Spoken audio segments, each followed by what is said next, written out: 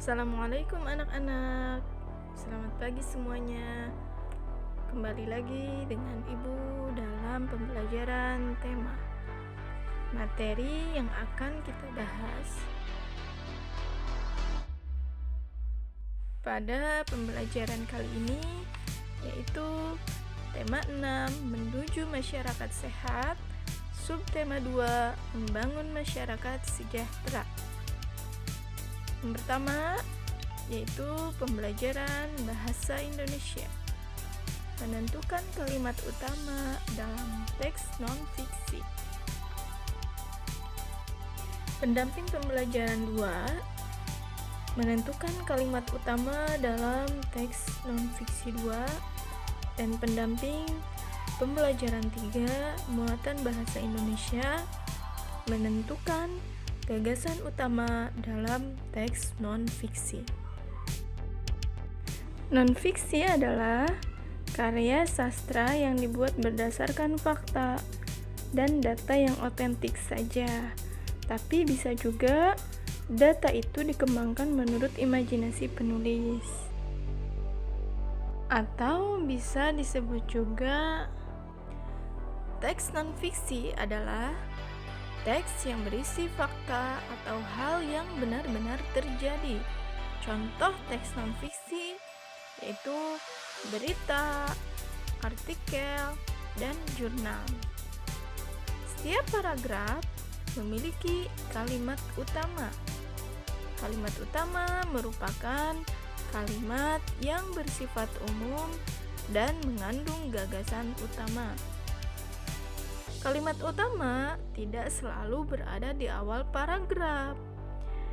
Ia bisa saja berada di akhir paragraf atau pertengahan paragraf atau muncul bersamaan di awal dan akhir kalimat. Kalimat utama terdapat dalam setiap paragraf dalam satu teks. Kalimat utama tersebut akan dikembangkan menjadi paragraf dengan menambahkan kalimat-kalimat penjelas. Nah, berdasarkan kalimat utama, kita dapat memperoleh informasi yang terdapat pada paragraf. Kalimat utama tersebut letaknya bisa di awal, di tengah, atau akhir paragraf ya. Kemudian kalimat utama inilah yang memudahkan kita mengetahui inti dari sebuah teks. Kita dapat mengetahui isi dari sebuah teks dengan menentukan apa? Dengan menentukan kalimat utamanya. Nah, untuk menentukan kalimat utama dalam sebuah paragraf, tentunya kita terlebih dahulu membaca keseluruhan isi teks. Setelah itu, kita dapat mencatat informasi-informasi yang ada dalam sebuah teks tersebut. Bisa dipahami anak-anak? Jadi, teks non-fiksi itu adalah teks yang berisi fakta atau hal-hal yang benar terjadi. Ini seperti berita, artikel, jurnal, itu disebut teks non-fiksi. Bisa kalian lihat di sini ada sebuah teks yang berjudul mencegah penyakit dengan imunisasi. Bisa dibaca oleh kalian masing-masing. Kemudian kalian tentukan kalimat utama dan gagasan utamanya. Sebelum mengerjakan tugas yang Ibu berikan, kalian harus tahu dulu apa itu kalimat utama. Kalimat utama adalah kalimat yang merupakan inti atau dasar pengembangan suatu paragraf atau sebuah paragraf. Jadi, kalimat utama itu berada biasanya di awal, di akhir, atau di tengah suatu paragraf. Dan gagasan utama atau ide pokok itu merupakan pernyataan yang menjadi inti pembahasan. Jadi kalau gagasan utama dan kalimat utama itu berbeda ya. Kalau tadi kalimat utama itu adalah kalimat yang menjadi inti atau dasar pengembangan sebuah paragraf.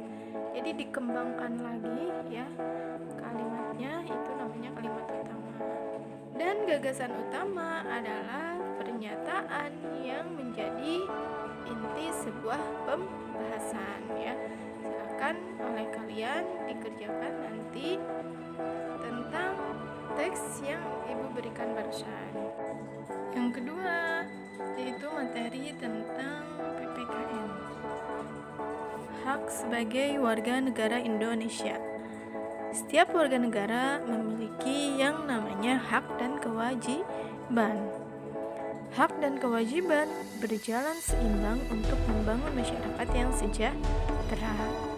Undang-Undang Dasar 1945 dibuat sesuai dengan nilai-nilai yang terkandung di dalam Pancasila. Berdasarkan Undang-Undang 1945 Pasal 26, warga negara Indonesia adalah orang-orang bangsa Indonesia asli dan orang-orang bangsa lain yang telah disahkan dengan undang-undang menjadi warga negara Indonesia. Hak dan kewajiban warga negara merupakan dua hal yang saling berkaitan. Seseorang mendapatkan hak karena memenuhi kewajiban yang dimilikinya.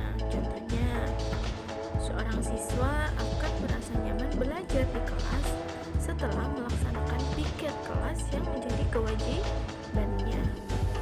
Jika hak dan kewajiban dapat dijalankan dengan seimbang, maka akan tercipta masyarakat yang adil dan sejahtera. Adapun contoh-contohnya hak yang diperoleh oleh warga negara bisa dilihat oleh kalian.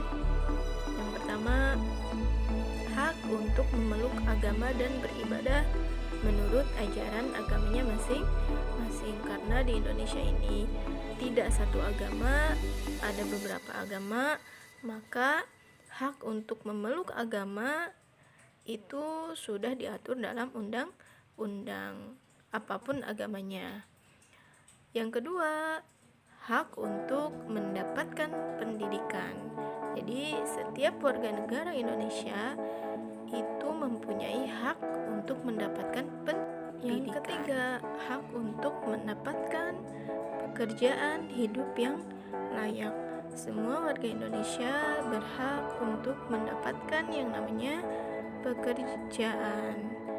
Yang keempat, hak untuk mendapatkan perlakuan yang adil di dalam hukum. Jadi keadilan sosial bagi seluruh rakyat Indonesia. Semuanya berhak untuk mendapatkan keadilan. Yang kelima, hak untuk memanfaatkan sumber daya alam. Semuanya mempunyai hak untuk memanfaatkan sumber daya alam yang ada di negara Indonesia ya. Dan yang terakhir yaitu yang keenam, hak untuk mendapatkan fasilitas kesehatan dan umum ya. Jadi semuanya warga negara Indonesia ini mempunyai hak yang diperoleh masing-masingnya. Alhamdulillah, itulah pemaparan video pembelajaran dari Ibu tentang pembelajaran tema 6, subtema 2, muatan bahasa Indonesia dan PPKN. Semoga apa yang Ibu paparkan barusan bisa dipahami oleh kalian semua dan juga memberikan manfaat untuk semuanya.